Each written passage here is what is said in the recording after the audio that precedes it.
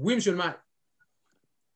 Donc, bonsoir, chers citoyens. Bienvenue à cette réunion du 13 avril 2021.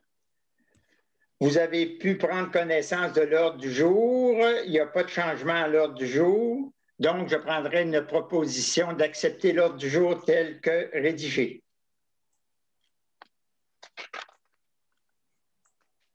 Je vais proposer, monsieur le maire.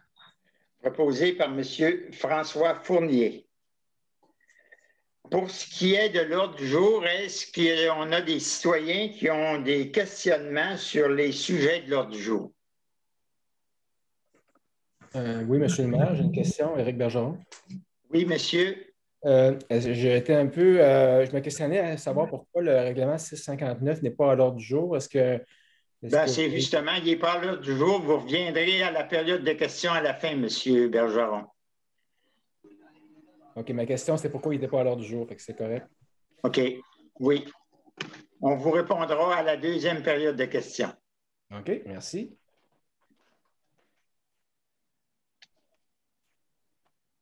Donc, je n'ai pas de questions. Oui, il y a un Jérôme qui a la main élevée, là. Je ne sais pas si c'est... OK, parfait. Oui, monsieur Jérôme. Moi, c'est une vieille question de tantôt qui était restée levée. Fait que, OK. Désolé. C'est notre Jérôme, nous. Oui, c'est ça. Donc, vous m'entendez? La période de questions. Un peu, non, c'est un autre Jérôme. Non, c'est moi, excusez-moi. Vous m'entendez? Oui, allez-y, monsieur. OK, non, c'est juste pour savoir, plutôt que d'attendre à la fin, là, au niveau de 659, parce que je pense que c'est un des articles, le fameux article 659 dont tout le monde veut un peu entendre parler, là. Vous ne pouvez pas nous dire un peu où est-ce que vous en êtes par rapport à ça, parce qu'il n'est pas du tout dans l'ordre du jour. Et j'imagine qu'il y a eu des avancements ou des réflexions par rapport à 659 de votre côté. Bon, pour vous accommoder, attendez-moi une seconde. Là, je vais aller... Pouvez-vous me donner votre nom, s'il vous plaît? C'est Jérôme Guidolet. Oui, excusez-moi, je n'ai pas mon nom. Non, il n'y a pas de problème, il n'y a pas de problème. Oui, donc, le 659 n'est pas encore en vigueur. Là, nous travaillons présentement avec notre bureau juridique sur des modifications à ajouter au règlement 659 suite à différents commentaires reçus de la part de la population. Et on veut prendre le temps de rendre ce règlement-là applicable et complet. Donc, on va vous revenir avec le 659 dans une prochaine réunion. Okay. Est-ce que ça vous satisfait? Oui. Parfait. Donc, pas d'autres questions? 2.1, adoption du procès-verbal du 9 mars. Est-ce que vous aviez des commentaires, suggestions? Je prendrai une proposition. Je le propose, M. Maltais. Merci, M. Bilodeau. Au point 3, les comptes à payer de plus de 3 000. On a Énergie Sonique, 4 037 $. Le Cégep de Jonquière, 3 380 $. Consultant forestier MS, 5 575 $. Et les Huiles des Roches, 3 031 $. Et Ville de Baie-Saint-Paul, 4 022 $.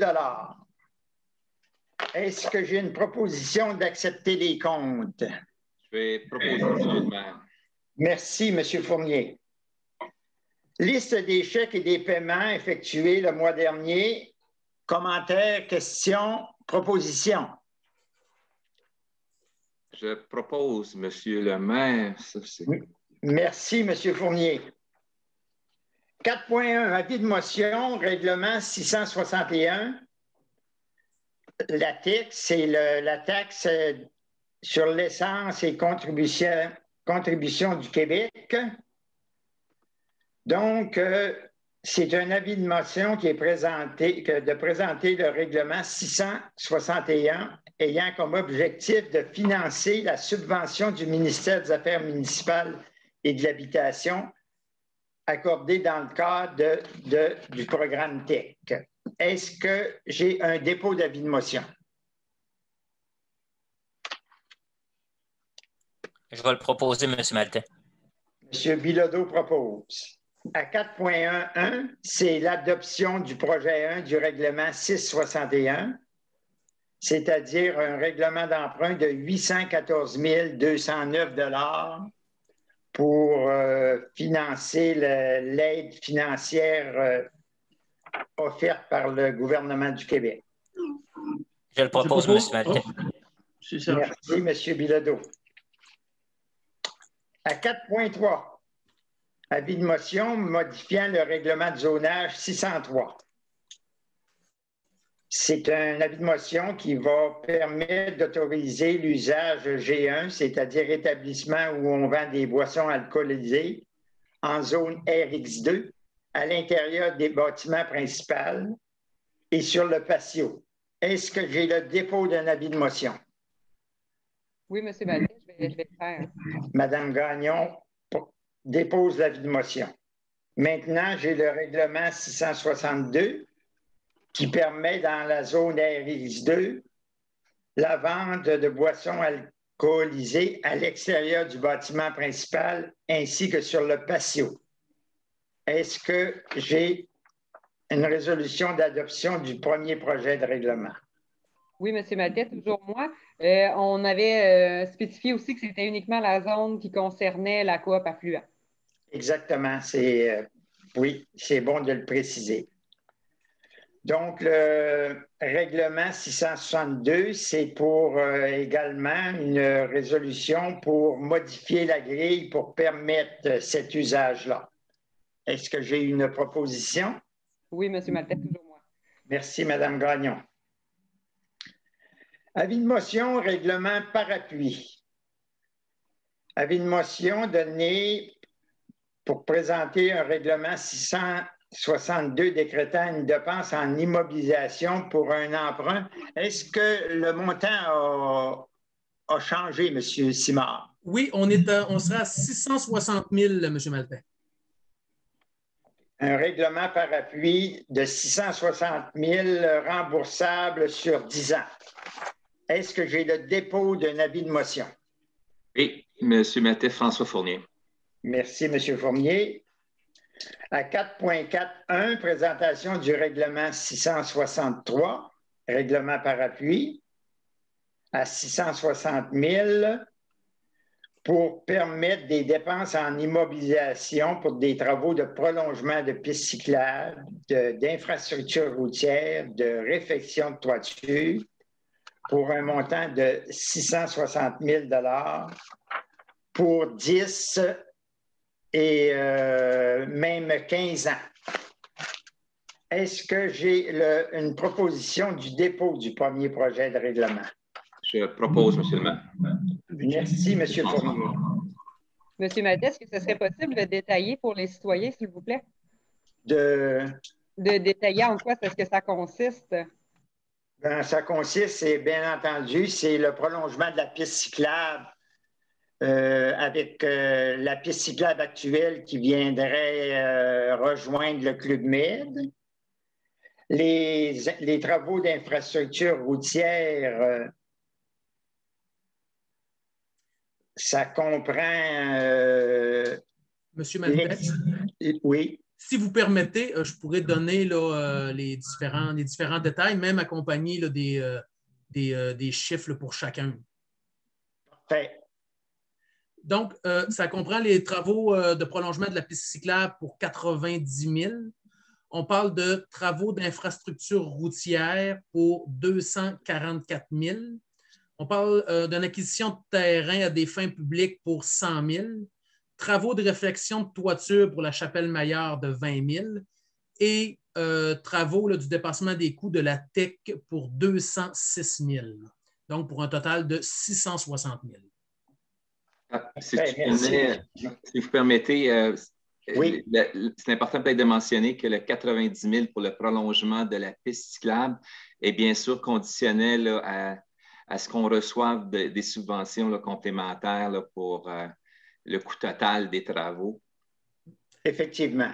Effectivement. L'achat de développement travaille sur le dossier d'ailleurs, je pense. Oui. Effectivement. Ouais. Donc, ça va pour les renseignements sur 4.4.1. 4.5, avis de motion, règlement amendant le règlement 650. Ben, c'est tout simplement un avis de motion pour corriger. Nos assemblées régulières sont dorénavant le deuxième mardi du mois au lieu du deuxième lundi de chaque mois. Est-ce que j'ai un avis de motion? Je vais le proposer, M. Maltais. Merci, M. Bilodeau. Il y a la présentation du règlement pour faire ces modifications-là. C'est sûr que ça implique également qu'au mois de janvier, la séance ordinaire a eu lieu le troisième lundi du mois. Également, la séance ordinaire du mois d'octobre, qui devait être le premier lundi du mois à cause des élections, va être le premier mardi du mois. Et en tout cas, tout ce qui touche le changement de nos réunions du lundi au mardi sont inclus dans ce règlement-là. Donc, est-ce que j'ai une proposition d'accepter le premier projet de règlement? Je le propose, M. Maltais. Serge Bilodeau. Merci, M. Bilodeau. On est maintenant rendu dans les résolutions. 5.1, bacs semi-enfouis. Donc, on veut installer des bacs semi-enfouis et c'est tout simplement de demander à la MRC de Charlevoix, qui est responsable de la gestion des matières résiduelles, une subvention additionnelle de 2 000 pour collaborer à l'atteinte de nos objectifs avec ces bacs semi-enfouis. Est-ce que j'ai une proposition? Oui, je vais le proposer, M. Maltais. On parle d'un total d'environ 16 000, il me semble bien, pour les bacs semi-enfouis. Oui, on va justement prendre une résolution un peu plus loin. Et on demande 2 000 supplémentaires. Donc, on avait déjà demandé 2 000 pour un total de 4 000 c'est bien ça? Je crois que c'est ça, oui. Tout à fait, Mme Gagnon. 5.2, candidate pompier volontaire. On a une madame, Laura Bourgeois, qui a appliqué comme étant disponible à faire partie de la brigade de pompiers volontaires. Donc, je prendrai une proposition d'accueillir Mme Bourgeois dans la brigade de pompiers volontaires. Est-ce que j'ai une proposition? Je propose, M. le maire. Merci, M. Fournier. 5.3. Donc, 5.3, l'Association des directeurs municipaux du Québec, c'est pour procéder à l'inscription de M. Stéphane Simard au congrès virtuel de l'association. Je vais le proposer, M. Maltais. Merci, M. Bilodeau. Formation pompier. Feu d'artifice. Donc, on connaît un peu les risques des feux d'artifice pour créer des incendies. Donc, on veut procéder à l'inscription de 2 pompiers à une formation spécifique sur l'utilisation des feux d'artifice et les risques d'incendie. Est-ce que j'ai une proposition? Je propose, M. le maire. François. Monsieur Fournier, merci. La TEC, c'est de donner mandat aux soumissionnaires ayant déposé la plus basse soumission pour procéder aux travaux. La soumission la plus basse a été déposée par Pajot Construction au coût d'1 085 327 $. Ça, c'est pour les travaux pour Chemin du Hameau, Rigolet et Vieille-Rivière, Chemin du Fleuve et Chemin du Fief.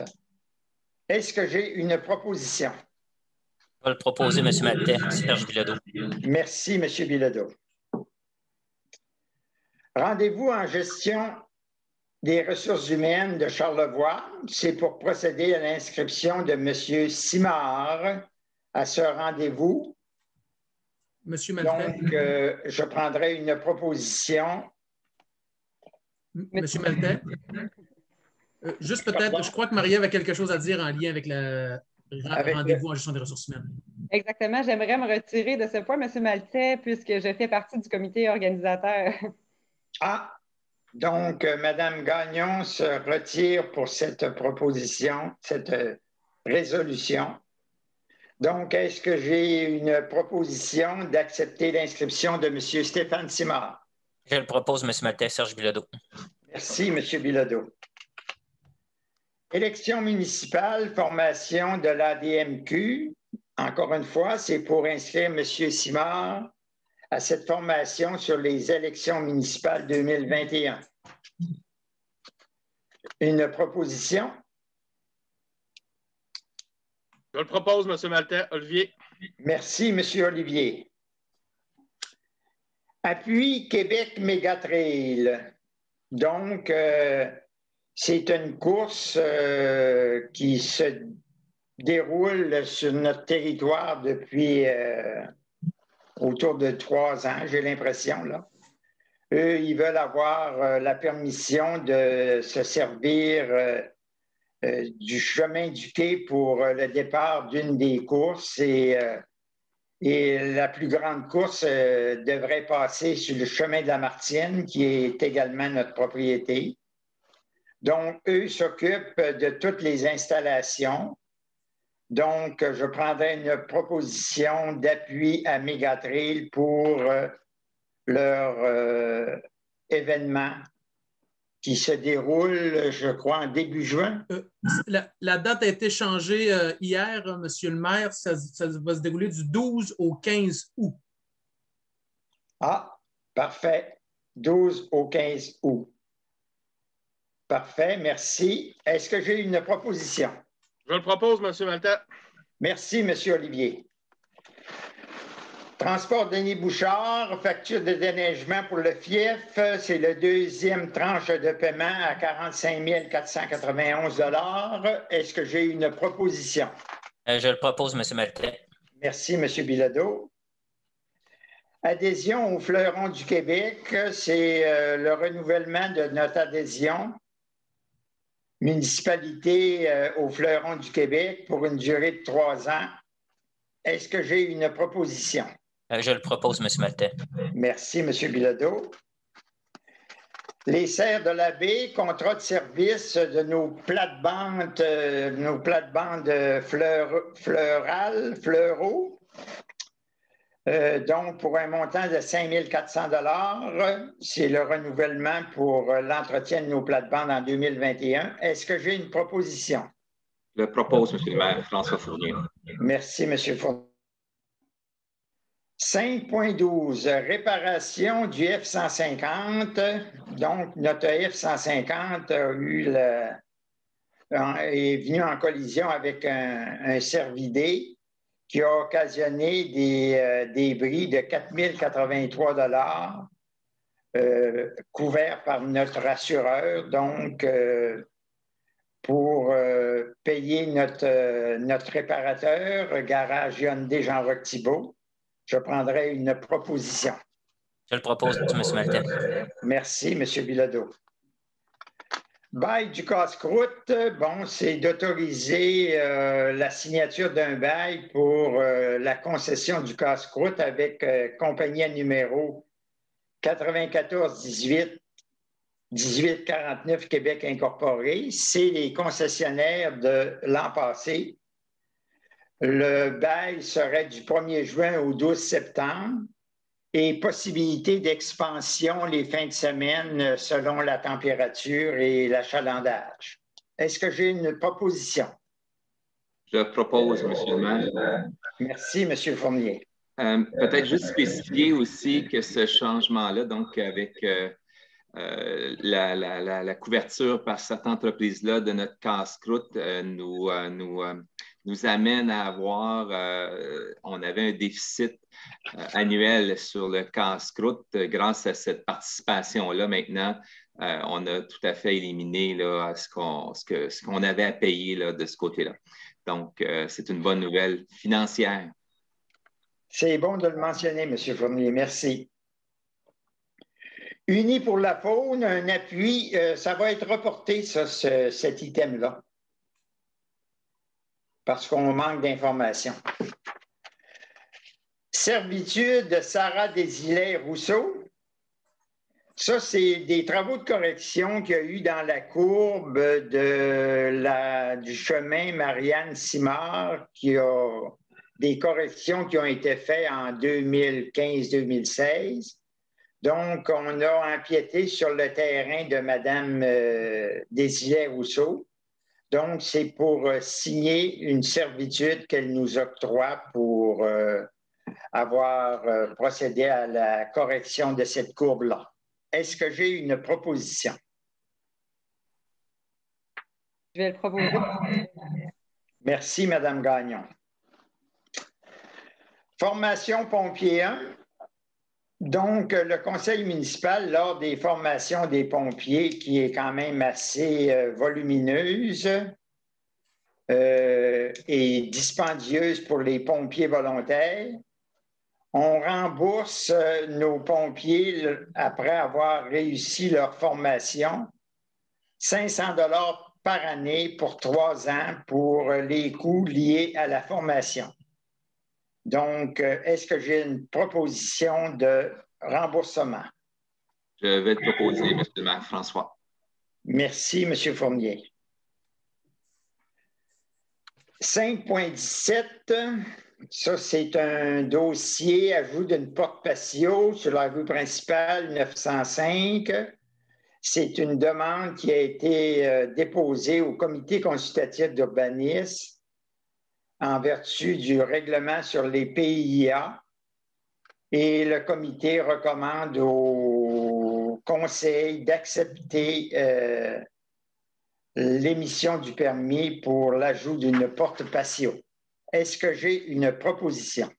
Oui, je vais proposer, M. Maltais. Tout était conforme. Merci, Mme Gagnon. Nouvelle construction sur le lot 6 430 368 sur le chemin Marianne-Simard. Ça a été également étudié par le comité consultatif d'urbanisme et le tout est conforme à notre réglementation et le comité recommande au conseil l'émission du permis. Est-ce que j'ai une proposition? Oui, M. Maltais, je vais proposer. Là, vous avez une image de la maison qu'on projette d'ériger à cet endroit.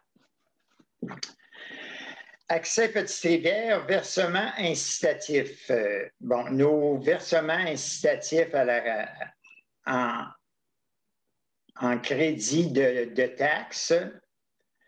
Donc, on a eu de la part de Accès Petite-Rivière un nombre important de remboursements à faire, autant pour 2020 que 2021.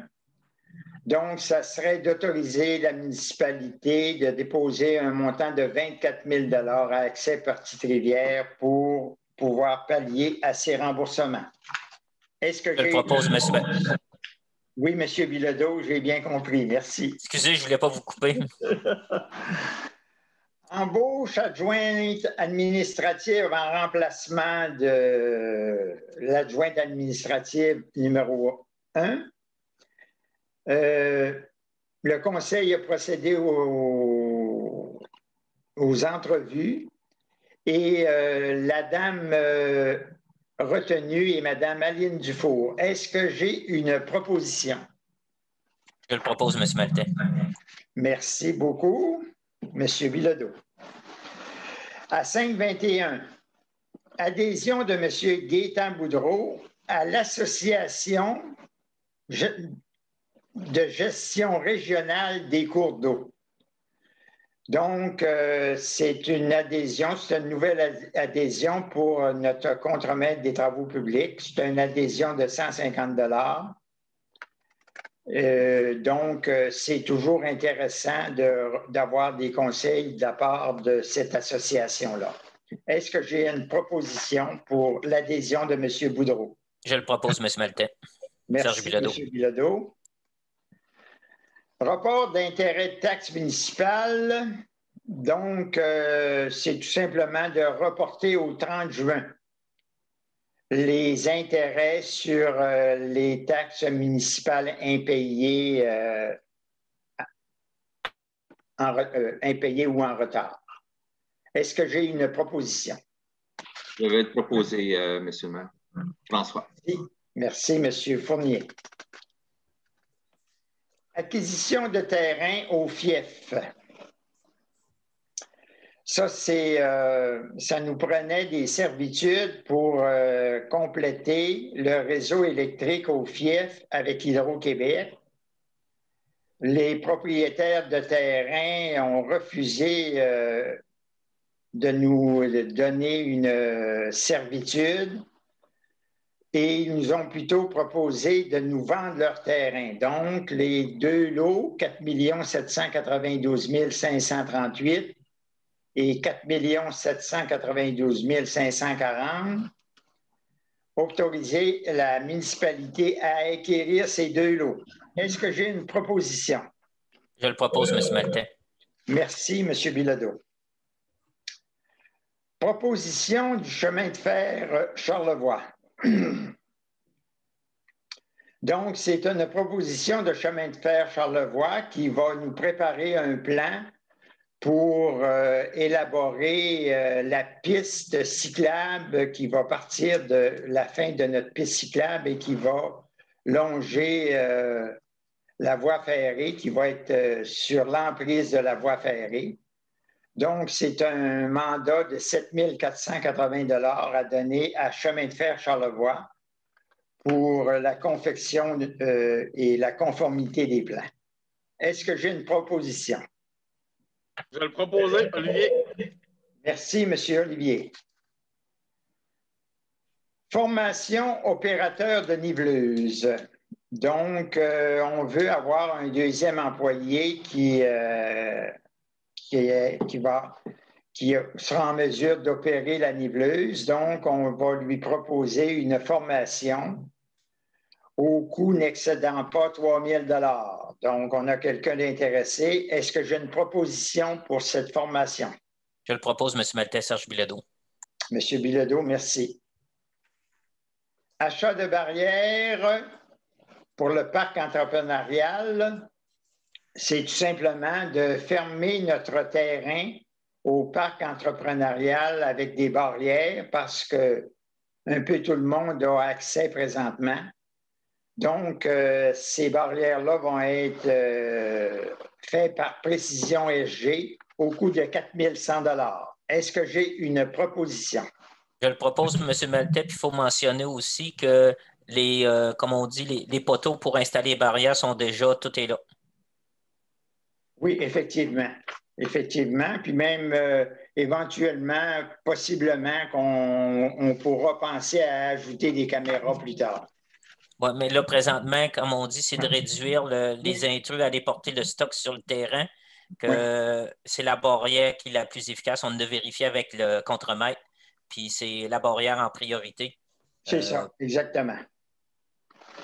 5.27, cession et servitude avec M. Florent Côté. Ça, c'est à Grande-Pointe. M. Côté est propriétaire d'un bâtiment secondaire qui empiète sur l'emprise de la rue principale à Petite-Rivière, bien entendu.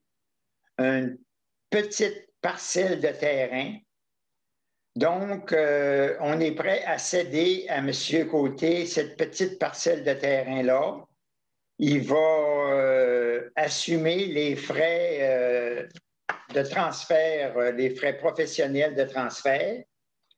Et par la même occasion, M. Côté va nous donner une servitude pour l'entretien du ponceau qui est en face de ce bâtiment-là secondaire. Pour la municipalité, la servitude, c'est la municipalité qui aura à assumer les frais professionnels. Est-ce que j'ai une proposition? Oui, je vais proposer, M. Maltais, Marie-Ève. Madame Gagnon, merci. Demande de dérogation mineure, chemin Victoria Desgagnés.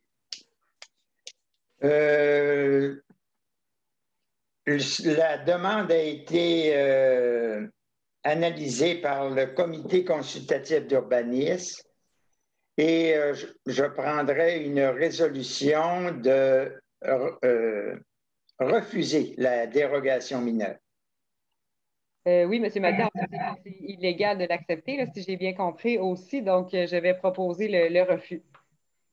Parfait, Madame Gagnon, merci. Il y a des informations qu'on a eues, qu'on n'avait pas avec le comité d'urbanisme quand on s'est penché sur la question.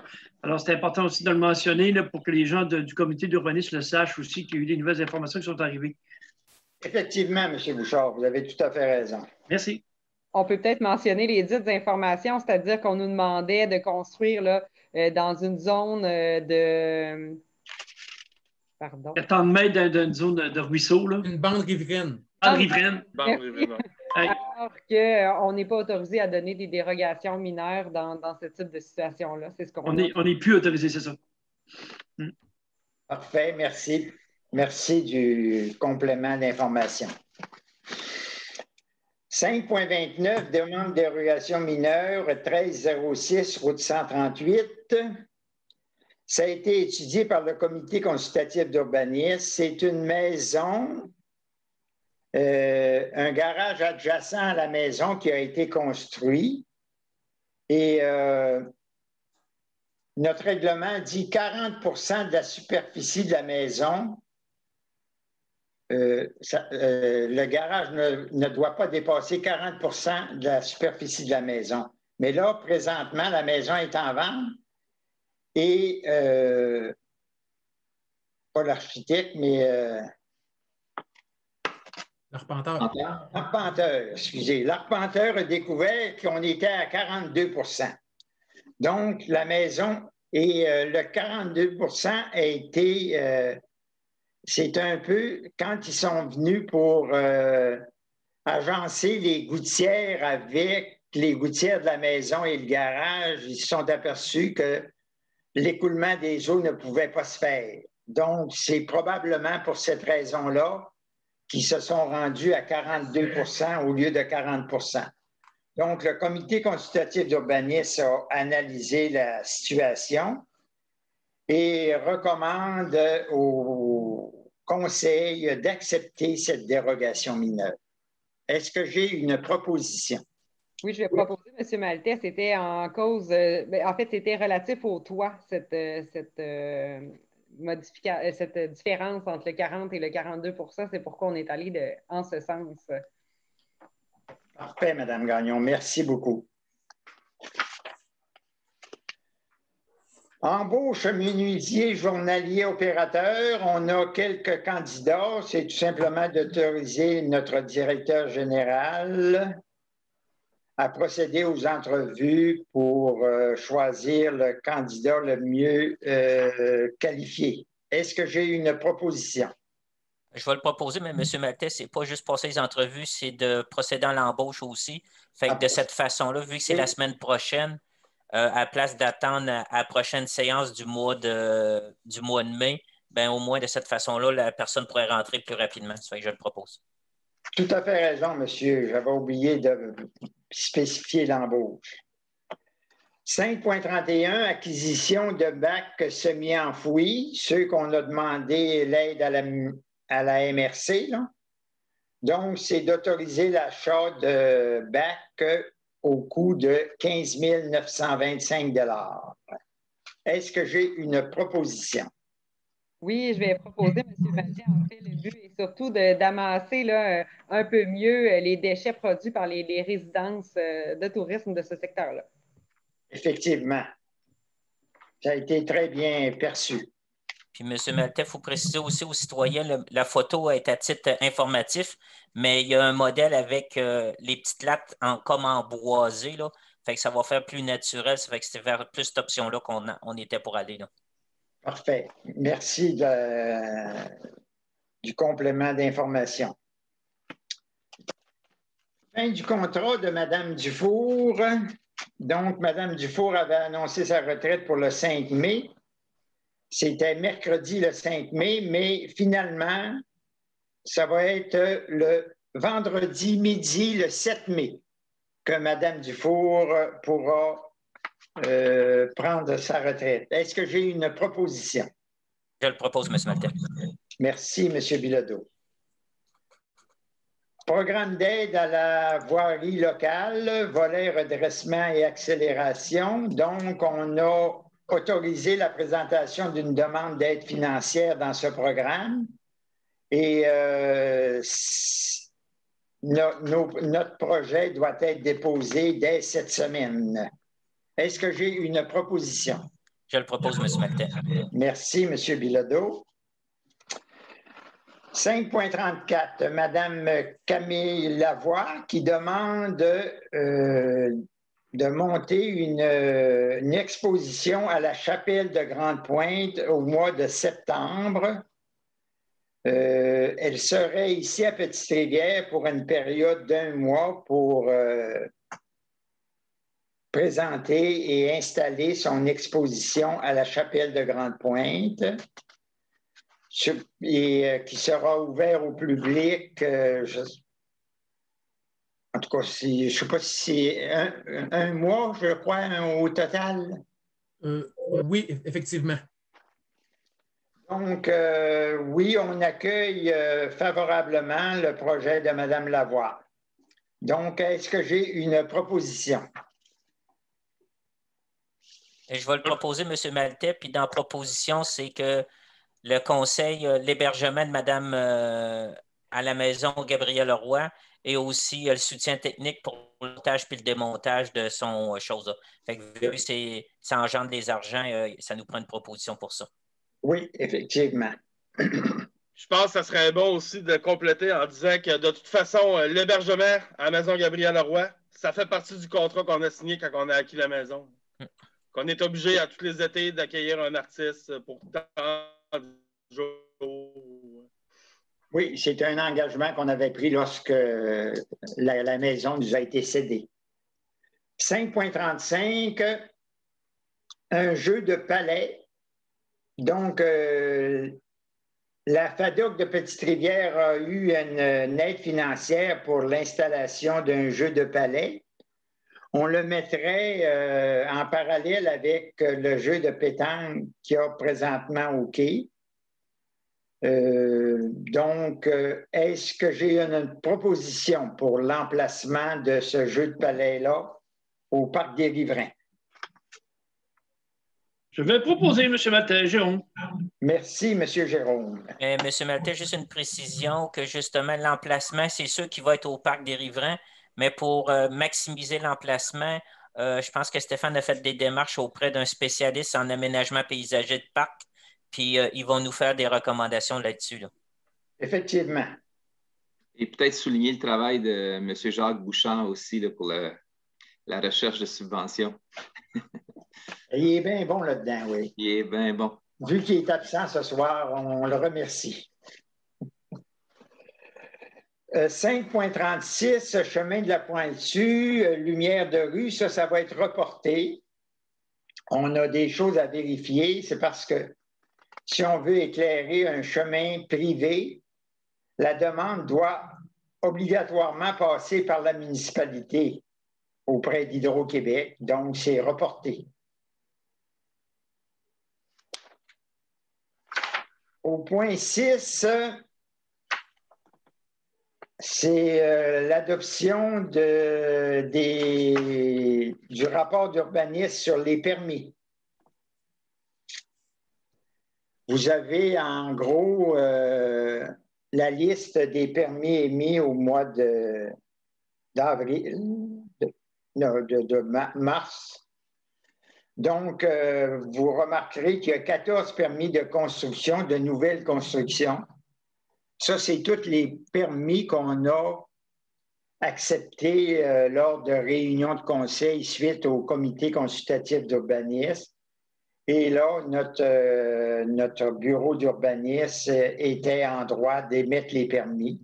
Donc, il y en a 14 qui sont émis présentement sur des constructions allant de 275 000 à 700 000 $. Est-ce que j'ai une proposition d'accepter la liste des permis? Je propose, M. Martin. Merci, M. Bouchard. Jérôme. Demande du Club Bon Cœur pour la collaboration de la municipalité à rendre hommage aux travailleurs des services essentiels. C'est un hommage qui se traduira par l'affichage d'une bannière devant l'édifice municipal et la remise de 250 masques aux personnes et familles vulnérables. Est-ce que j'ai une proposition? Je le propose, M. Martin. Olivier. Merci, M. Olivier. 7.2, accusé et réception du ministère des Transports du Québec. C'est le ministère des Transports accuse réception concernant l'utilisation du terrain portant le numéro 4 793 368 dans le but d'en faire un parc nature. Le numéro de l'eau ne vous dit pas grand-chose, mais ça, c'est à Maillard, où on a construit un contrepoids pour protéger la rue principale. Ce contrepoids-là est l'autre côté de la voie ferrée, et c'est ce terrain-là qu'on aimerait en faire un parc nature. Est-ce que j'ai une... Je propose Jérôme Bouchard. Oui, c'est juste un accusé-réception, excusez. Oui. Oh. Mais quand même, c'était une bonne idée. Oui, parfait. Donc, dans le divers, il n'y avait rien de spécial. On pourrait passer au rapport des conseillers. On peut commencer par le siège numéro 1. Oui, bonsoir tout le monde. Donc, quelques petites informations. M. Maltais a mentionné tantôt que le paiement, les intérêts, donc il n'y aura pas d'intérêt sur le paiement de vos taxes avant le 30 juin. Donc, ça, c'est un bon élément. Et c'est important de mentionner aussi, bon, compte tenu de la pandémie, que nos bureaux sont fermés. Donc, si les gens pouvaient payer par chèque ou par virement, accéder, c'est la meilleure façon là, pour faire le paiement de leurs taxes. Également, on travaille pour amener d'autres institutions bancaires. Donc, pour faciliter les paiements de taxes, là, il y a une étude qui est faite présentement pour ajouter là, les banques royales et autres banques de ce monde. Je voulais également mentionner aussi, concernant les feux de branchage ou de broussailles, c'est important, je sais qu'on fait nos ménages du printemps. Il est demandé qu'on ait un permis pour faire ce genre d'action. Donc, on demeure prudent là, pour éviter les feux de forêt. On manque un peu d'eau par les temps qui courent. Donc, je veux juste renforcer ce point-là également. Et puis, ça sera tout pour moi, M. le maire. Merci, M. Fournier. M. Bilodeau? Oui, pour moi, comme on dit, c'est un petit mois. On a eu, comme tout le monde, on a eu des rencontres de travail, comme vous l'avez mentionné au début, pour le règlement 659. J'ai eu des rencontres RH aussi avec Marie-Ève, était jointe aussi avec moi, versus l'équipe, l'orientation avec le changement de poste pour être sûr que tout le monde était confortable à leur position. Et aussi, on a eu des rencontres avec M. Stéphane Simard pour la transition de son nouveau poste pour être sûr que tout va bien et s'il y avait besoin de quoi que ce soit au niveau de formation. Mais à date, il y a une très bonne collaboration avec Francine et Stéphane et on en remercie tout le monde. Après ça, on a eu des rencontres au niveau des travaux publics pour planifier la saison estivale. et aussi mise à jour des différents projets à venir. Comme on dit, il y a plusieurs projets sur la table à dessin. Ça fait que tant qu'aussi longtemps que ce n'est pas présentable, ben, on continue à travailler là-dessus. Au niveau du suivi du procès-verbal, la nouvelle voiture est dans la cour. La bannière, les barrières d'eau sont en commande et la demande pour la fibre optique, c'est déjà envoyé au niveau de la MRC. Ça fait que ça fait le tour de mon suivi des dossiers, M. Maltais. Merci, M. Bilodeau. Madame Gagnon? Oui, du côté des familles, j'aimerais rappeler que les inscriptions pour le camp de jour vont débuter le 16 avril prochain à midi. Les parents peuvent se rendre directement sur le site web du camp Le Manoir pour procéder à l'inscription. J'aimerais aussi féliciter William Bruno Bouchard, un skieur de chez nous, pour sa 8e place lors des championnats universitaires du circuit américain NCAA. On a reçu justement un courriel de certaines personnes du village pour nous en aviser. C'est toujours un plaisir de partager ces bonnes nouvelles-là. N'hésitez pas à le faire si vous en avez d'autres. Et M. Simard, j'aurais besoin de vous pour mon prochain point. On sait qu'on a reçu les sacs d'école, mais on n'a pas mentionné, est-ce qu'on a un échéancier pour la remise à donner à nos parents? Ou on reviendra avec plus de précision le mois prochain? On va revenir avec plus de précision car les inscriptions nous ont été confirmées en date de février. Il y en a peut-être qui vont s'ajouter dans les prochaines semaines, donc on va avoir plus de détails à tout le mois au mois de mai. Parfait, merci. En ce qui concerne l'urbanisme, je rappelle que les révisions réglementaires prévues annuellement en mars seront finalement reportées en mai. Toujours vu la grande sollicitation ponctuelle du service d'urbanisme, on sait qu'on travaille encore certains règlements actuellement. Dont le 659, comme discuté en début de séance. Je voudrais aussi rappeler la date de tombée pour la remise des dossiers au CCU, donc les dossiers qui doivent être préalablement analysés par le CCU avant d'être adoptés en séance publique. Donc, la date de tombée est le 10 mai prochain si vous souhaitez que votre dossier soit traité pour la séance publique de mai. Aussi bien que Pâques soit terminé, la garde de poules et de lapins peut se poursuivre. Donc, vous pouvez consulter notre règlement de zonage pour plus de détails. Je vous rappelle l'article qui est le 15.5.7 à la page 217. Donc, vous avez les totaux, le nombre d'animaux que vous pouvez garder en votre possession, même dans le noyau villageois. Et finalement, pour l'urbanisme, j'aimerais rappeler aussi la date maximale pour retirer les abris d'hiver qui est le 1er mai prochain. Donc, vous avez encore tout le mois d'avril pour procéder. Finalement, ce qui concerne les communications, des ajustements de contenu sont encore effectués pour notre site Web. On vous remercie pour votre patience et on espère vraiment pouvoir vous présenter notre nouvelle formule pour mai. Merci. Merci beaucoup, Mme Gagnon. Là, je suis rendu à M. Jérôme Bouchard.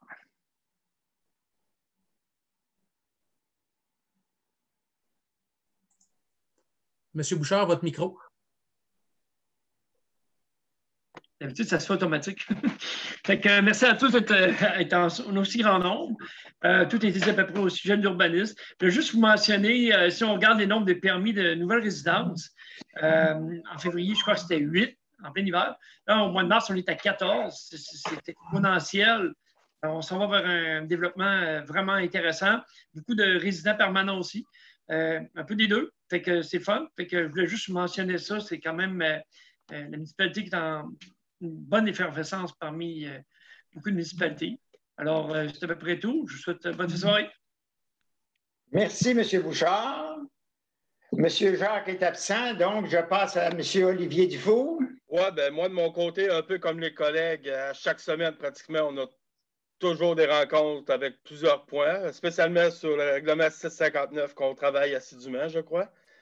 Ensuite, M. Fournier ne l'a pas mentionné, mais on a eu le 23 mars dernier une rencontre du comité d'harmonisation auquel M. Maltais a assisté également. Fait qu'on a pu prendre des nouvelles de tous les comités afin que tout le monde travaille dans le même sens pour les mois à venir. Après ça, dernier petit point d'information, le tournoi de deck hockey qui doit avoir lieu au mois de mai. On est toujours en attente des recommandations du gouvernement provincial, à savoir si ça va pouvoir se tenir tel que prévu ou pas. Fait que ça complète de mon côté, M. Maltais. Merci, M. Dufour. Donc, c'est sûr que Jacques Bouchard étant absent, je dois vous confirmer que par l'entremise de la FADA, qui a, dans le programme Horizon, reçu une aide financière de 25 000 $ pour son jeu de palais. Je dois aussi vous annoncer que pour la séance du mois de mai, les séances du conseil municipal seront dorénavant à huis clos. Donc, ça va être des réunions municipales à huis clos enregistrées qui vont être diffusées dans les jours suivant la réunion. C'est sûr que vous pourrez nous faire parvenir vos questions à l'avance et c'est principalement suite à de nombreuses plaintes que beaucoup de citoyens n'avaient pas l'occasion de poser leurs questions dans les séances actuelles. Donc, à partir du mois de mai, on procédera à des assemblées régulières à huis clos. Donc, pour ce qui est de la réunion, on passe maintenant aux questions du public. Bon, j'aurais une question, Alain Gazaille. D'abord, je voudrais vous supporter dans le fait que vous n'accordiez pas de dérogation de construction dans les zones inondables. Je pense que c'est vraiment pas une bonne idée avec ce qui s'est passé dans d'autres régions du Québec, c'est les zones inondables, aller donner des dérogations en zones inondables ou des dérogations en zones de glissement de terrain. Je pense que ça ne devrait pas se faire. Bon, deuxième point que je voudrais noter, c'est que vous avez parlé de parcs dans la réunion aujourd'hui. Ce que je voudrais suggérer, c'est qu'à l'heure actuelle, les parcs, c'est simplement au village qu'on fait des parcs. Alors que, par exemple, dans le secteur de la Martine, il y aurait lieu de protéger des espaces communs pour l'ensemble des gens qui sont là. Il y a des gens qui vivent là, mais il y a aussi beaucoup de gens qui viennent de l'extérieur. On l'a vu cet hiver, qui circulent énormément dans le secteur, qui à l'heure actuelle circulent sur des terrains non construits, sur des anciens chemins qui existaient dans la Martine avant que ce soit loti, toute la circulation. Donc, mais on n'a absolument rien d'assuré vis-à-vis de ça. Il commence à se placer des signes terrain privé, défense de passé qu'on rencontre en circulant dans le bois là-dessus. Fait que je pense que la municipalité devrait faire un effort pour les autres secteurs, pas juste pour le secteur du noyau villageois, pour le secteur de la Martine, qui est le secteur, en gros. Je pense qu'il y avait un promoteur à l'époque qui avait fait le domaine de la Martine, il avait prévu des espaces verts. Mais si j'ai bien compris, dernièrement, vous avez accepté les modifications pour faire disparaître ces espaces verts-là qui étaient dans le développement du domaine de la Martine, si je ne me trompe pas. En tout cas, ce que je voudrais dire, c'est qu'il est important que vous ayez une pensée pour le secteur de la Martine, pour qu'il y ait des sentiers pour que les gens puissent circuler. À l'heure actuelle, cet hiver, les gens ont circulé énormément, de la Martine au fleuve, par toutes sortes de chemins dans le bois. Mais comme il n'y a eu rien de préservé par la municipalité, même si à l'époque, le projet du développement du hameau avait prévu qu'on gardait une bande le long de la vieille rivière qui partait de la Martine et qui descendait jusqu'en bas, semble-t-il, il n'y a rien qui a été fait là-dessus. Semble-t-il que ça s'est perdu dans les signatures subséquentes de contrats. Je ne sais pas, mais ce serait une chose à vérifier pour ce point-là. En dernier, ce que je n'avais pas prévu du tout, c'est ce que vous venez d'annoncer, que vous faites les réunions du conseil à huis clos. Je pense qu'il s'agit d'une procédure profondément antidémocratique qui va contre la loi.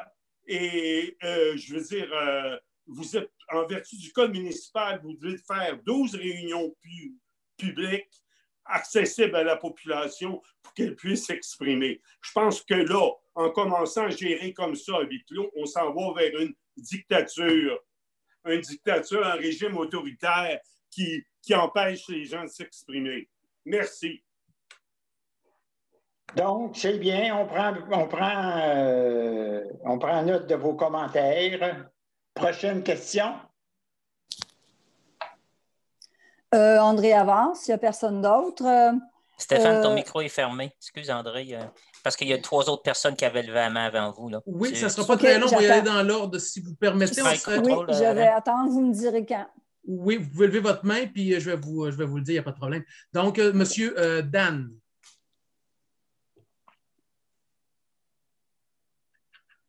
Oui, bonjour. Est-ce que vous m'entendez?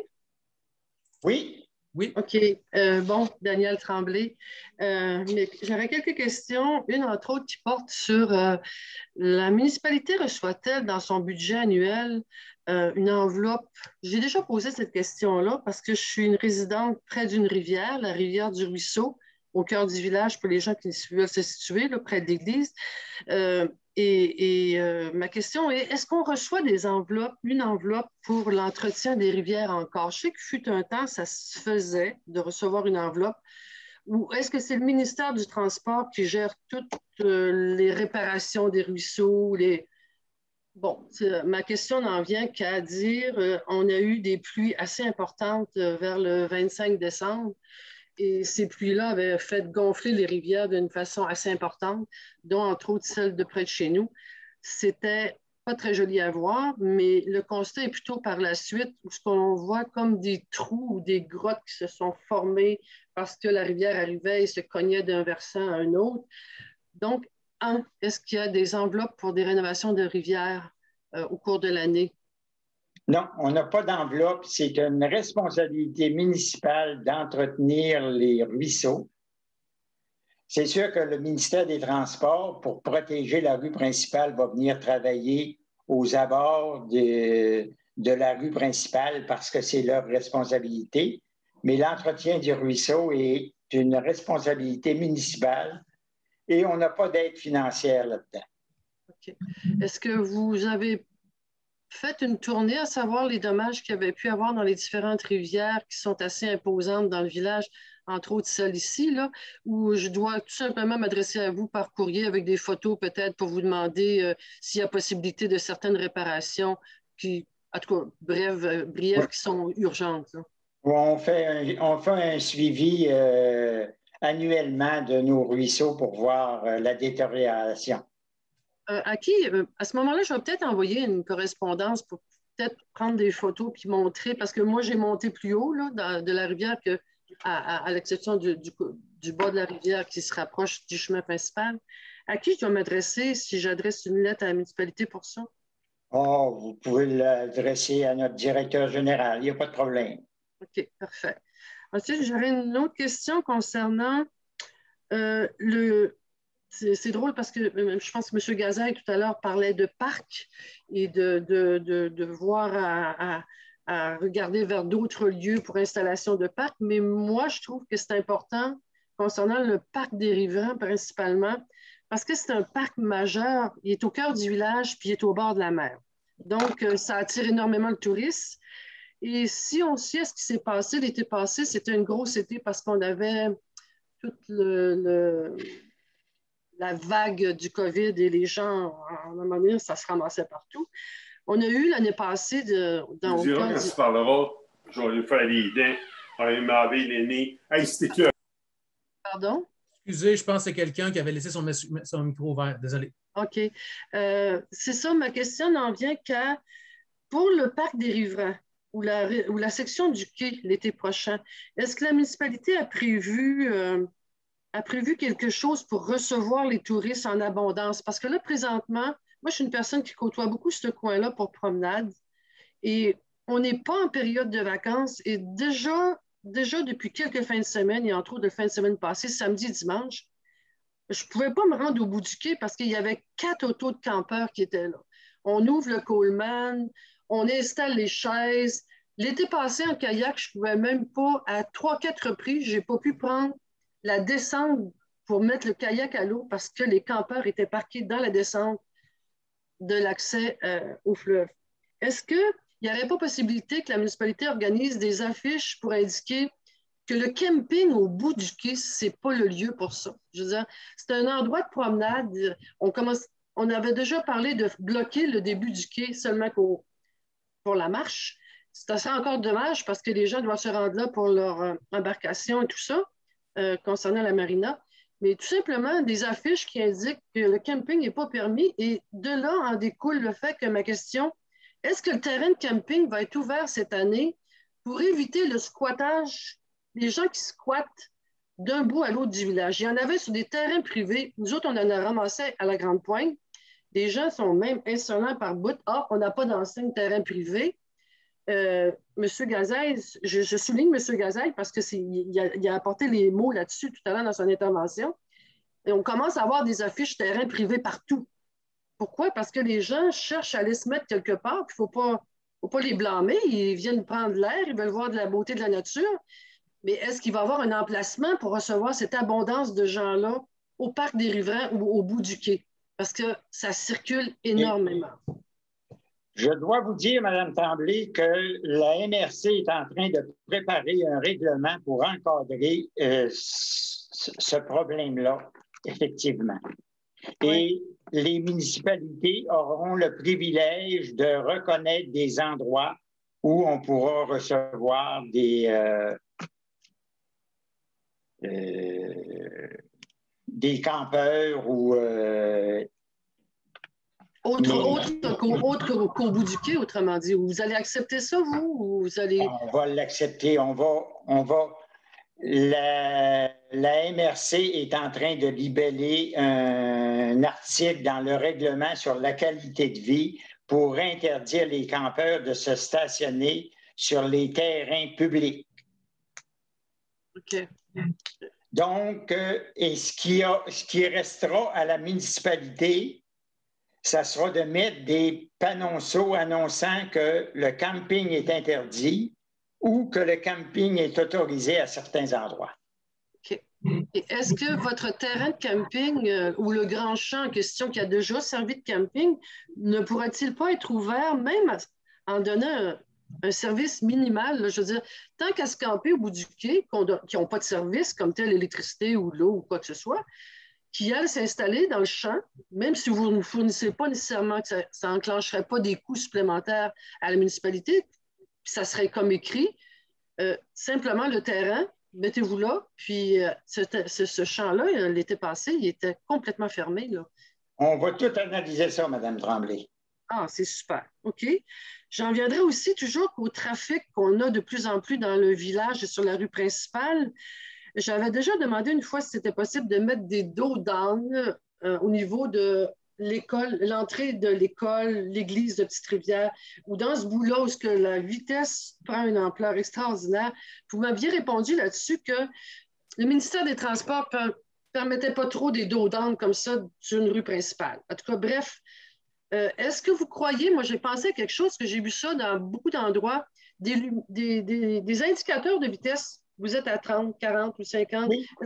Est-ce que vous pensez que ce ne serait pas possible d'installer peut-être à des endroits qui sont peut-être plus achalandés que d'autres dans le village? Antérieurement, le ministère des Transports ne permettait pas de mettre des radars pédagogiques. Mais maintenant, ils ont changé d'idée depuis quelques mois. Ils permettent aux municipalités de mettre des radars pédagogiques sur les chemins du ministère des Transports. Donc, avant ça, on n'avait pas le droit, mais là, le Conseil va s'attarder à cette question-là et on va voir si on décide d'installer un ou deux radars pédagogiques. Ah, super. Une dernière question. Des poubelles accessibles pour la piste cyclable. C'est le fun parce que vous mettez des petits sacs là, aux gens gratuitement là, pour qu'ils puissent prendre des sacs pour, entre autres, les excréments de leurs bêtes lorsqu'ils les promènent.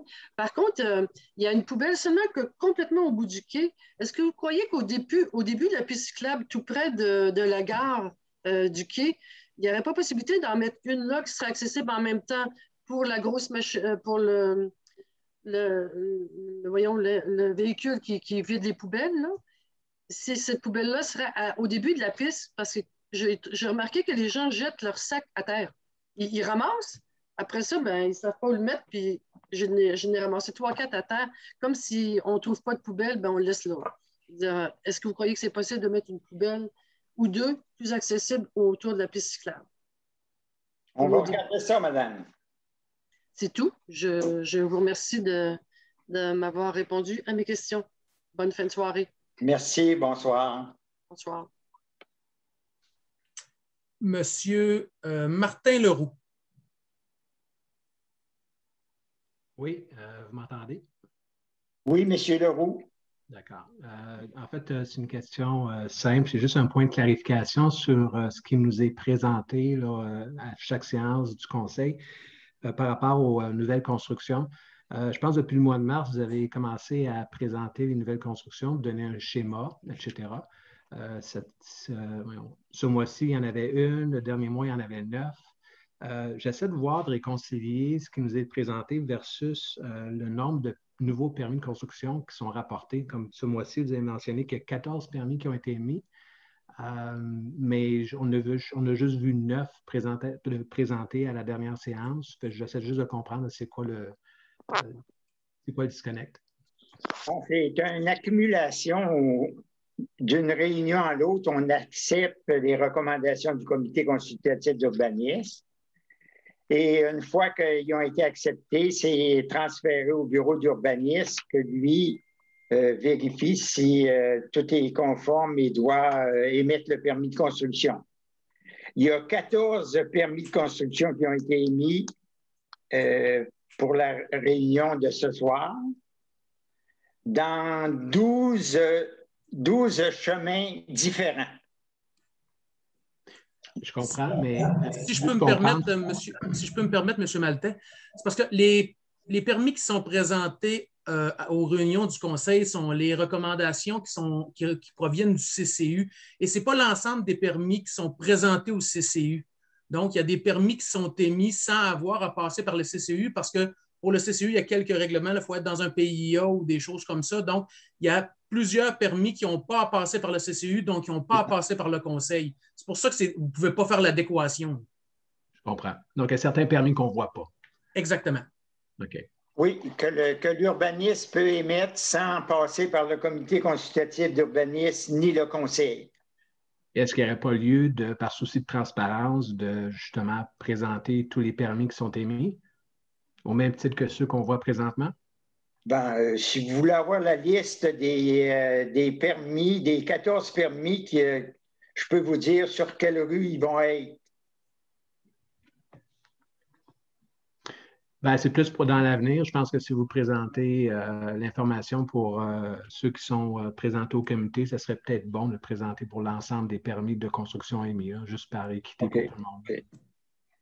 Oui, parce que j'ai la liste devant moi là, des 14 permis. Là, il y en a 2 sur le chemin Jacques-Labré. Il y en a 2 sur le chemin Gabriel-Leroy. Et il y en a un dans Alfred Pellan, Émile Bordia, Marius Barbeau, chemin des Hauts-Lieux, Marianne Simard, chemin de la Pointue, chemin des Érables, chemin Victoria des Gagnés, rue principale et promenade Saint-Laurent. C'est une suggestion, M. Maltais. Peut-être qu'on pourrait penser éventuellement à l'insérer sur notre site web, là, vu que c'est quelque chose qui intéresse la population, de dire où les permis ont été émis, puis oui. Ça pourrait probablement se faire. Parfait. Ça va bien, merci. Ça vous va, M. Leroux? Oui, merci. Donc, merci beaucoup. La parole serait à Marc. Est-ce que vous pouvez vous présenter?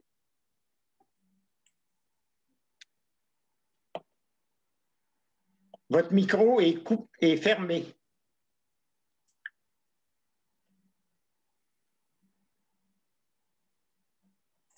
Est-ce que vous m'entendez? Oui, je vous entends. Parfait. C'est ça, je me présente Marc Sévigny. Je vais être un nouveau résident. Là, on est en train de construire une nouvelle maison.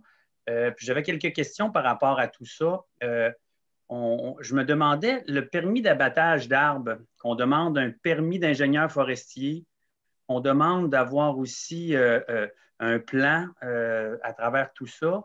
Le permis coûte à la ville 500 $. Le permis d'ingénieur forestier au niveau de l'analyse coûte un autre 500-600 $. L'arpenteur fait les mêmes recommandations que l'ingénieur forestier.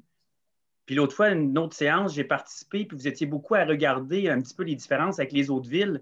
Dans d'autres villes, un permis de 500 $, c'est quand quelqu'un veut faire du déboisement sur des acres et des acres de terrain. Fait que je me dis, qu'est-ce qui fait qu'on paye 500 $ plus l'ingénieur forestier, ça fait plus de 1000 $, puis c'est moi qui déboise en plus, puis on a déjà l'arpenteur qui nous coûte à peu près 2000 $, qui nous donne toutes les informations.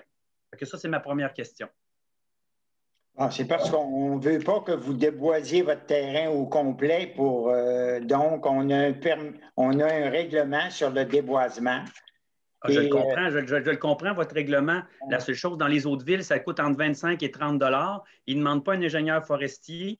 Puis tout est bien inscrit sur le plan de l'arpenteur. L'arpenteur indique qu'est-ce qu'on a à défricher. S'il y a des ruisseaux, là, au niveau de l'angle, que je me dis, qu'est-ce qui fait qu'on paye plus de 1000 $ qui n'est pas nécessaire dans les autres villes qui ne le demandent pas? Moi, c'est une question que j'avais, puis je pense que je ne dois pas être le seul qui se questionne par rapport à ça. Si quelqu'un venait couper mes arbres, je comprendrais à payer la ville 500 $, mais là, c'est nous qui le faisons nous-mêmes. Fait que ça, c'est une première question.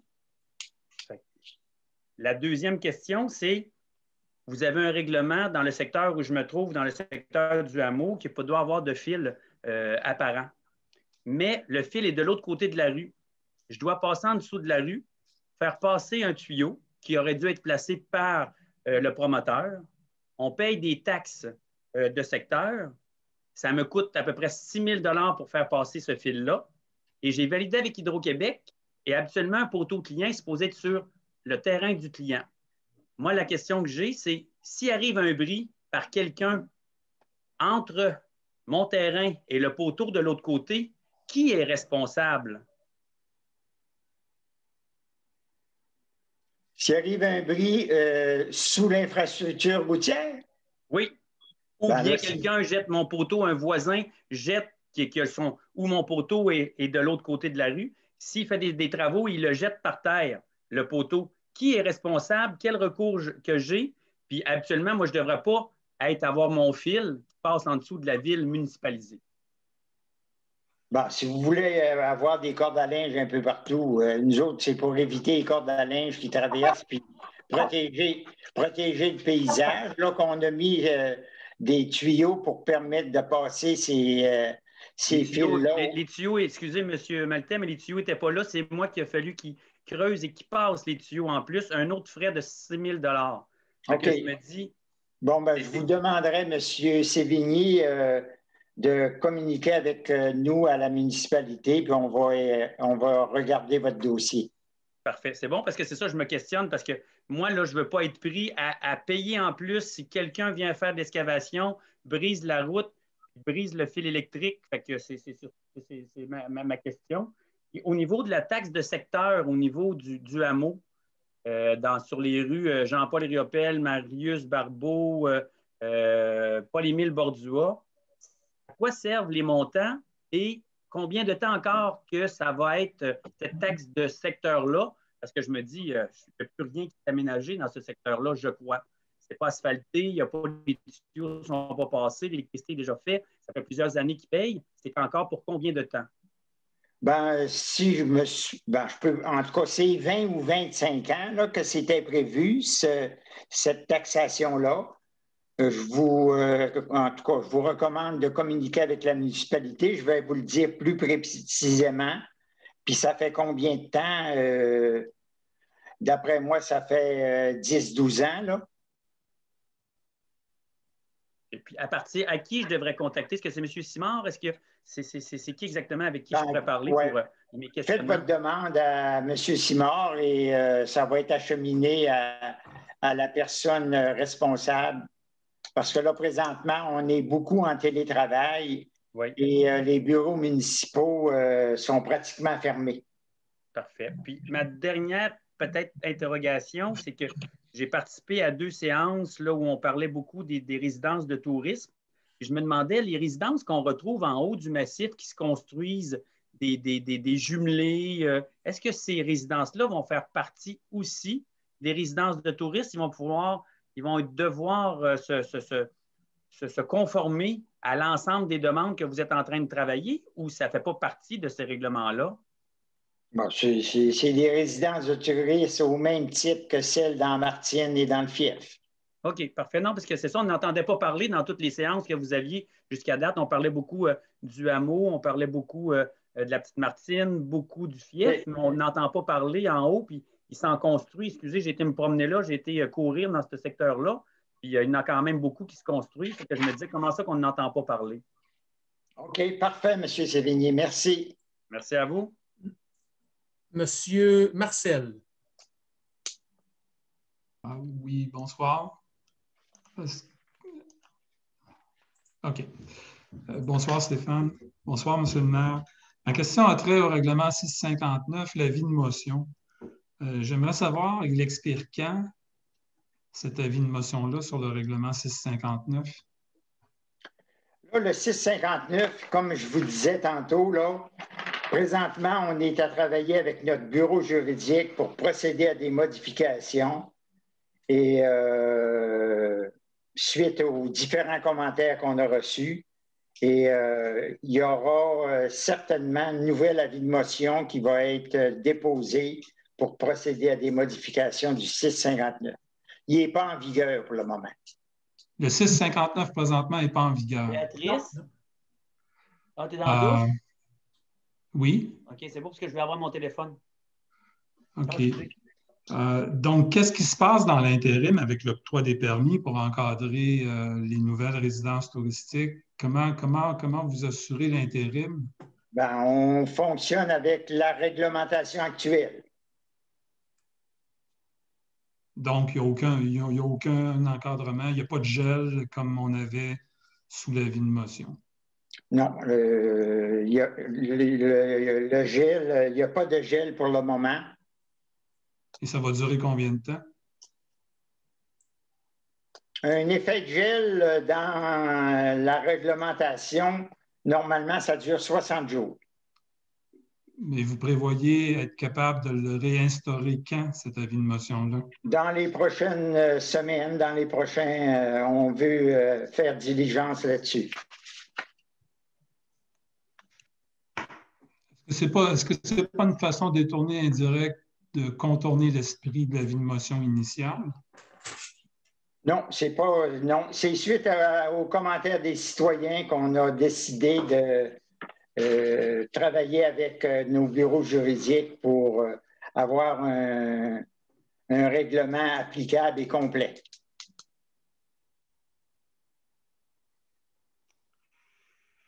Deuxième question sur le huis clos. Pourriez-vous reformuler votre explication? Je ne suis pas certain de l'avoir compris. Ben, c'est parce que on a beaucoup de citoyens là, qui vont arriver comme ce soir. Là. La période de questions dure 2 heures. On veut que vous nous fassiez parvenir vos questions. On pourrait facilement vous répondre sans être en séance publique. Et c'est de cette manière-là qu'on veut procéder. Mais vous comprenez bien qu'on perd le bénéfice d'une dynamique d'échange de groupe sur des thématiques qui peuvent intéresser tout le monde. Ben, c'est parce que, ben là, oui, on a 30 quelques citoyens, là.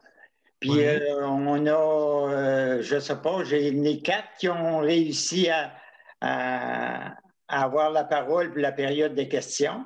Notre période des questions, on l'a limitée. Mais là, on va en brimer encore plusieurs qui n'auront pas l'occasion de s'exprimer. Est-ce qu'on ne pourrait pas faire les deux? On va regarder ça. OK. Merci. Bonne soirée. Merci. Monsieur Abdul Pio.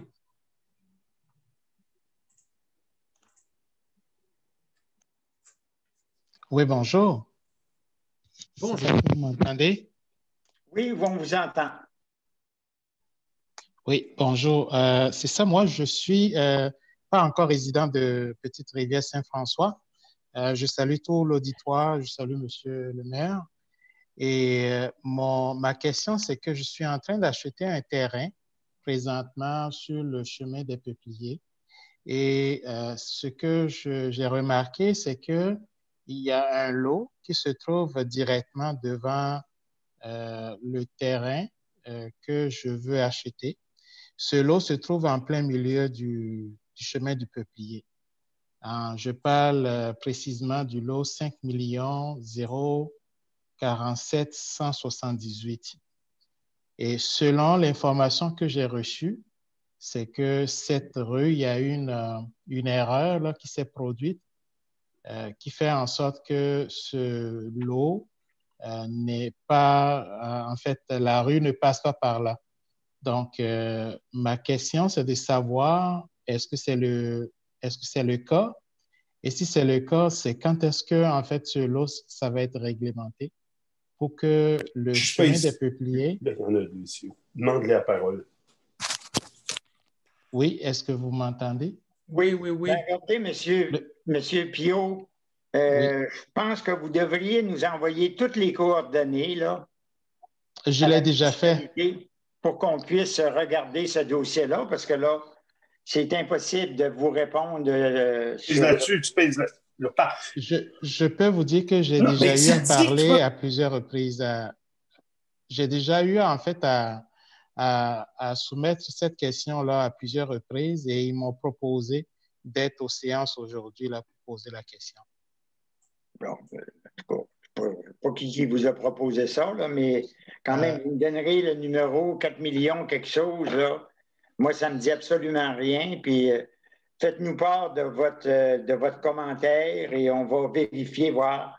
Et en fait, ma question, c'est simple. C'est pour dire le chemin des Peupliers qui rejoint le chemin Marianne-Simard. L'intercession, c'est quand ça va être fait, ce chemin-là.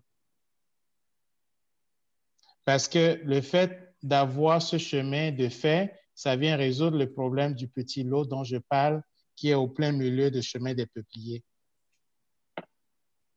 Bon, là, pour le moment, la confection du chemin des Peupliers n'est pas prévue pour cette année. Quand est-ce que la municipalité va le compléter, la décision n'est pas prise. Et cette décision, habituellement, comment ça fonctionne? Est-ce que c'est au conseil municipal? C'est comment ça fonctionne? J'essaie de comprendre un peu parce que pour moi, ça me permet de pouvoir me projeter aussi dans le temps, à savoir, oui, je peux planifier à construire sur mon terrain selon le temps que j'aurai à peu près devant moi.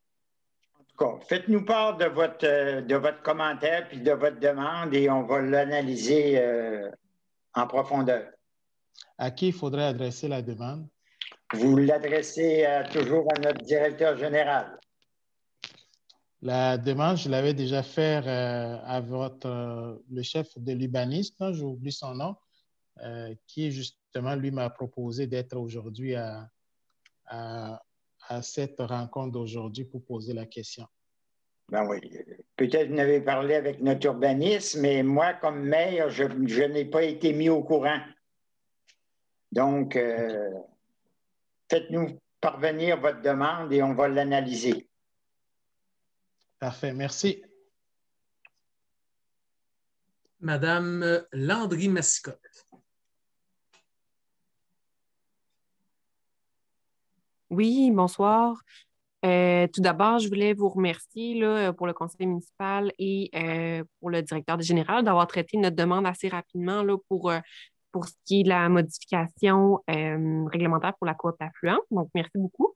Merci aussi pour la belle rencontre. Merci pour les échanges. Merci pour la participation de la population. Vous me voyez très surprise là, de la dernière annonce que vous avez faite concernant les rencontres à huis clos. Un peu comme M. Gazaille et monsieur, j'ai oublié son nom, là, qui en ont mentionné tantôt. Là. Je trouve ça très dommage et antidémocratique d'avoir à faire ce genre d'intervention-là, considérant en plus qu'on voit depuis qu'on fait les séances via visioconférence, on voit qu'il y a une beaucoup plus grande participation. Les gens ont des commentaires constructifs, c'est souvent très positif, il y a des beaux échanges, les gens sont mobilisés. Donc, je trouverais très dommage là, qu'on aille à briser un peu ces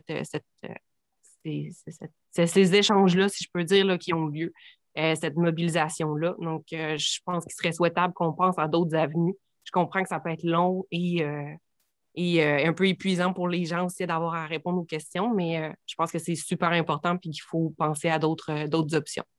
Donc, voilà mon commentaire. Merci. S'il vous plaît, vous pouvez nous faire parvenir votre commentaire également. De quelle façon vous le souhaiteriez? Par courriel, là. Envoyez-nous un courriel concernant votre désapprobation sur l'annonce qu'on vient de faire. Parfait. Ben, merci beaucoup. Je vais assurément le faire. Merci. Parfait, madame.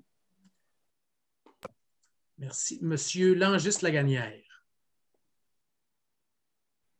Bonsoir tout le monde. Bonsoir, M. Maltais. Bonsoir. Au nom de l'Association des contribuables, j'ai une couple de petites choses. Entre autres, c'est une très bonne nouvelle d'apprendre que vous avez donné un contrat à Pajot Construction pour les travaux de pavage qui étaient projetés. Avez-vous un échéancier de rattacher à ça? Bon, ça va dépendre du carnet de commandes de Pajot. OK. Mais vous, dans l'entente que vous allez signer avec eux autres, il n'y a pas de date précise? Quand on va signer le contrat avec eux, là on a accepté leur soumission, fait qu'on va les rencontrer, puis on va... En tout cas, pour ma part, j'aimerais qu'ils viennent le plus tôt possible. Nous autres aussi. On sait que sur la rue Marius-Barbeau, dans le hameau, il y a la dernière section qui sert à desservir le développement de la Martine.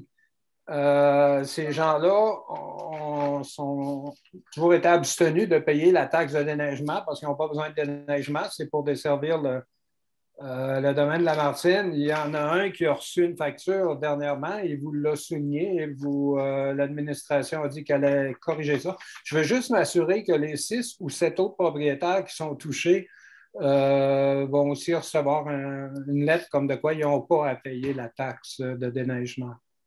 Ah, OK. Là, j'ai quelque chose de bien précis. On va vérifier ça, M. Lagagnière, puis on fera la correction s'il y a lieu. Bon, excusez-moi, M. Lagagnière, dans quelle rue vous parlez? Marius-Barbeau. OK. Il y a un monsieur, Germain Desliens, qui vous a envoyé un message pour dire qu'il n'y avait pas à payer ça. Et je pense que c'est Mme Dufault qui a répondu, puis vous étiez d'accord que c'était une erreur. Donc, c'est juste pour m'assurer que les 6-7 autres propriétaires qui sont soustraits à cette taxe-là, bien, qui ne paieront pas la taxe pour rien. Là. S'ils ne nous ont pas envoyé le courriel, c'est parce qu'ils ne l'ont pas eu, je suppose. On va vérifier ça, M. Lagagnière. C'est bon. Ensuite, j'ai un peu la même réaction que M. Gazaille, que Léa et d'autres que je ne peux pas comprendre. Excusez, M. Lagagnière, de vous couper. M. Maltais, il est 9 heures, ça fait que je demanderai un prolongement de la réunion d'une demi-heure. Je propose. Notre règlement est ça. De nos règles de procédure. Bon, c'est bien d'avoir des règles, mais je pense que Petite-Rivière doit se considérer chanceuse que les séances ne soient pas plates, se soient animées, qu'il y ait des gens qui sont intéressés à la chose publique, alors qu'il y a des municipalités qui se plaignent de ne pas avoir ces réactions-là. Les interventions que j'entends au cours des séances sont souvent très constructives, où vous avez le pouls de la population. Ça serait une grave erreur de faire ça à huis clos, parce que les gens ne prendront pas la peine de vous écrire nécessairement. Et moi aussi, j'ai eu antérieurement des fois où j'ai écrit et que je n'ai même pas eu d'accusé de réception, pas encore moins de réponse. Alors, je peux comprendre ces gens-là, comme la personne qui parlait tantôt, là. Ça serait une grave erreur de tenir vos réunions à huis clos, ça fait bizarre pas mal. C'est un message que je voulais vous passer. Je vous invite également à nous faire parvenir un petit courriel. C'est bon, merci. Donc, M. François Larue.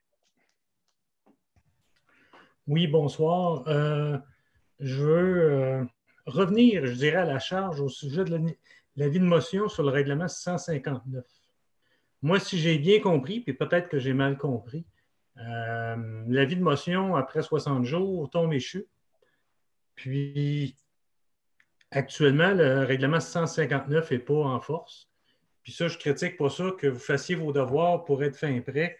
Je suis en faveur de ça. Par contre, si dans l'intérim, entre la fin du 60 mois et le moment où le règlement 659 a été révisé, est approuvé, c'est open bar pour les résidences touristiques.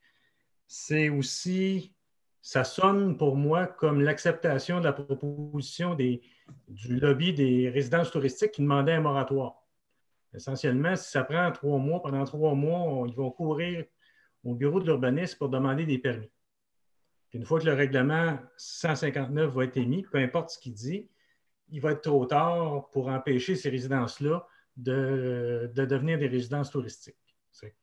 Moi, quels sont les moyens de poursuivre pas le moratoire, mais l'empêchement d'émettre des permis pour résidences touristiques jusqu'à temps que le 659 soit émis? C'est la question que j'ai pour vous. C'est de travailler avec notre bureau juridique pour procéder des modifications au 659 et de redéposer un avis de motion et d'adopter notre règlement 659. Mais quand le règlement 627 avait été approuvé il y a environ 1 an et demi, on n'avait pas prolongé l'avis de motion, la durée de l'avis de motion à cette époque-là. On peut prolonger un avis de motion, mais on ne peut pas prolonger un effet de gel. Ce qui veut dire pratiquement qu'une fois les 60 jours finis, si je veux me construire une résidence touristique qui ne sera pas affectée par le règlement 659, ça va être l'occasion de faire une demande de permis de construction.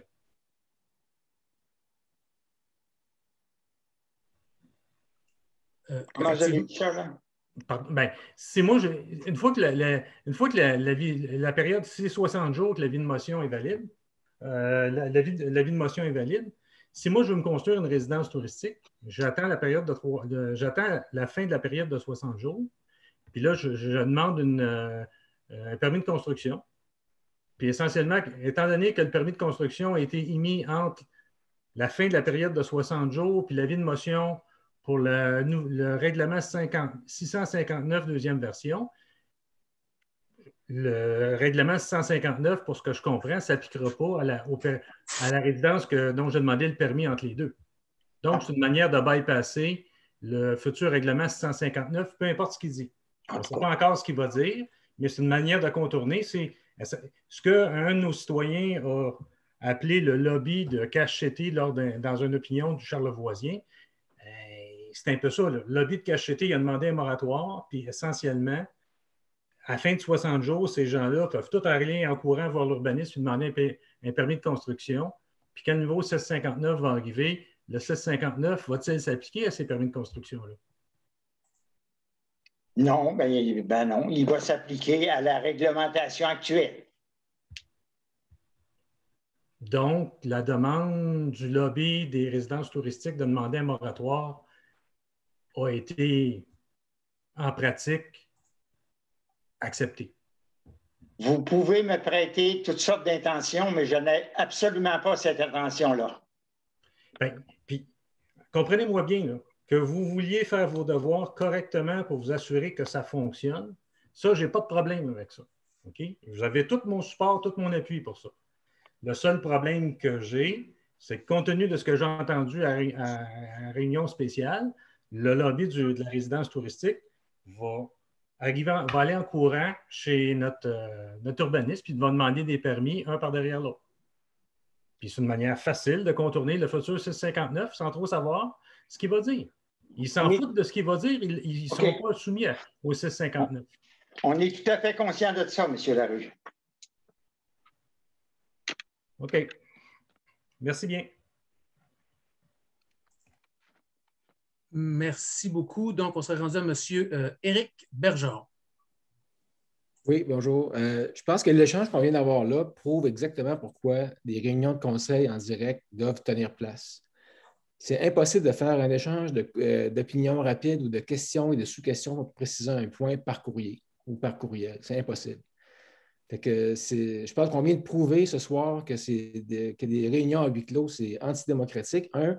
Et deuxièmement, c'est complètement inefficace pour que les vraies questions soient répondues et que les opinions s'expriment. Je pense que ce serait digne de la République soviétique des bananes de faire ça par huis clos. On prend bonne note de votre commentaire. Puis faites-nous-le parvenir par écrit si possible. À huis clos. Donc, est-ce que Mme Mavard, on avait répondu à vos questions? Non. Allez-y, madame. Allez-y. Je voulais tout simplement réaffirmer la même chose pour les réunions à huis clos. Je vais vous envoyer un courriel. Si de nombreux citoyens vous ont fait des plaintes, peut-être qu'ils ne pouvaient pas s'exprimer, bien là, c'est plus personne qui va pouvoir s'exprimer. Donc, c'est encore pire. Alors, je suis d'accord. Moi, j'avais une question très particulière. C'est qu'en zone H10 où je demeure, après vérification, le nombre de logements qui est permis, c'est un maximum de 2, soit unifamilial isolé et bifamilial isolé. J'ai bien raison, M. Simard? Je n'ai pas le détail ici des zones, mais oui, prenons pour acquis que oui. OK. Alors, dans la résidence touristique du 59-61 des Vieilles-Côtes, on a tout démoli à l'intérieur en ne gardant que la coquille extérieure. J'aimerais savoir donc si un permis de rénovation a été accordé pour cette résidence-là. Deuxièmement, si c'est bien pour 2 logements, puisqu'il y a 2 numéros civiques, le 59 et le 61. Et une fois que le permis est accordé, est-ce qu'il y a un suivi municipal dans le dossier pour savoir si le tout est conforme et qu'on ne construit pas 3 logements au lieu de 2, pour qu'il ne nous arrive pas la même chose et que s'il y a une erreur, bien, dans la reconstruction par le contracteur, on n'y accorde pas par la suite une dérogation, tout simplement parce que, je me suis trompée. Donc, comment savoir si le permis de construction... D'abord, comment savoir s'il y a eu un permis de rénovation? Et deuxièmement, est-ce que ce permis-là est bien pour 2 logements? C'est ma question. On va tout vérifier ça, voir s'il y a eu émission d'un permis de rénovation et on va vous tenir au courant. Je vous remercie beaucoup, M. le maire. Ça fait plaisir. J'ai une dernière chose. J'ai cru entendre qu'il y aurait du pavage. M. Laganière a parlé de pavage pour certaines rues.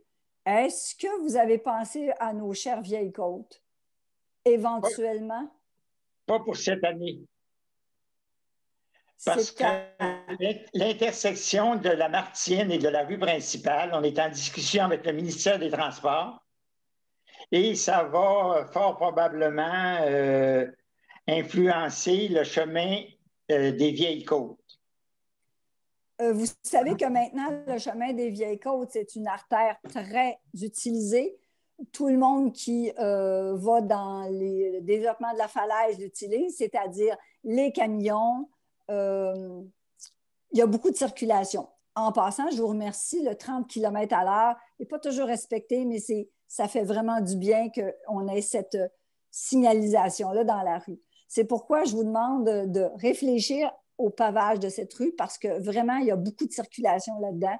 Et alors, mettez-les, si ce n'est pas pour cette année, qu'il soit au moins pour l'année prochaine. Oui, on est en discussion avec le ministère des Transports parce que l'intersection de la Martienne et de la rue principale est quand même, pour ne pas dire dangereuse, non sécuritaire. Je ne vous le fais pas dire. Hein? Je ne vous le fais pas dire. Il y a beaucoup de gens qui ne font pas leur arrêt. Et si je suis à pied pour aller chercher, parce que je dois traverser toute cette intersection-là pour aller chercher ma poste, je vérifie partout de chaque côté. Et c'est toujours très dangereux. Je trouve déplorable que le ministère du Transport ait fait toute la rénovation de ce coin-là il y a juste quelques années, par exemple, en ne pensant pas à faire ça. On est en discussion avec eux. Oui. Je vous remercie, c'était ce que je voulais vous dire. Je voulais juste appuyer aussi Mme Tremblay, qui a parlé du camping sur le quai et qui limiter ce camping-là à un certain endroit. Je pense que c'était une bonne chose. Et finalement, bien, aussi penser parce que là, vous avez beaucoup de constructions qui se passent dans la Martine, dans le secteur, on va dire, de la Martine. Il n'y a pas juste des résidences touristiques, il y a des gens qui sont là, qui sont des résidents permanents. Alors, pensez aussi à nous pour nous faire soit un parc, soit préserver un secteur qui serait utile à tout le monde qui vont habiter cette partie-là de la municipalité. On a quand même quelques terrains propriétés de la municipalité dans le secteur de la Martienne. Et c'est sûr, on pense à vous fréquemment. Je vous remercie. Alors, Monsieur le maire, c'est parfait. Monsieur Simard, on a communiqué aujourd'hui. Alors, je veux dire, vous allez faire le suivi, je suppose, avec... Je vous remercie beaucoup. Merci, parfait. Mme Havard. Merci. Monsieur Jonathan Martel. Oui, bonsoir. Écoutez, simple petit commentaire, là, ça a été mentionné très brièvement au début de la rencontre, je crois, concernant l'accès à la fibre optique et à l'Internet. Moi, j'habite sur Pierre-Perrault. On est la seule rue dans mon coin là, qui n'a pas l'Internet. Puis le gouvernement fédéral, vous devez le savoir, là, investit massivement. Les travaux sont déjà commencés. Je me demandais si la municipalité essayait d'acquérir accès à ces fonds-là provinciaux et fédéraux pour connecter. Là, je parle pour ma paroisse, évidemment, sur Pierre-Perrault, mais ça s'applique à tout le monde, même dans la MRC, en fait. L'accès à Internet est assez médiocre. Donc, je voulais savoir s'il y avait des demandes qui avaient été faites en ce sens-là et si vous aviez un espèce de suivi là, sur l'éventualité d'avoir un accès à Internet décent. Avec l'annonce du provincial et du fédéral là, qui veulent desservir Internet pour 2022, toute la population mal desservie et non desservie, la MRC a fourni tous les secteurs de la MRC de Charlevoix où l'accès Internet est mal ou pas desservi. Donc, on laisse au gouvernement le soin de nous munir de ce service-là. Parfait, je comprends bien. Merci. Merci, monsieur. Donc, on a fait le tour des questions pour ce soir, monsieur le maire. Et on a bien réussi. Tout à fait. Bon. Donc, merci. On a quand même respecté nos règles de procédure. On vous convoque pour la prochaine réunion du mois de mai. Donc, merci à la population et bonne fin de soirée. Je propose de lever, monsieur le maire. Proposé par monsieur Jérôme Bouchard. Bonsoir tout le monde. Bonsoir. Bonsoir.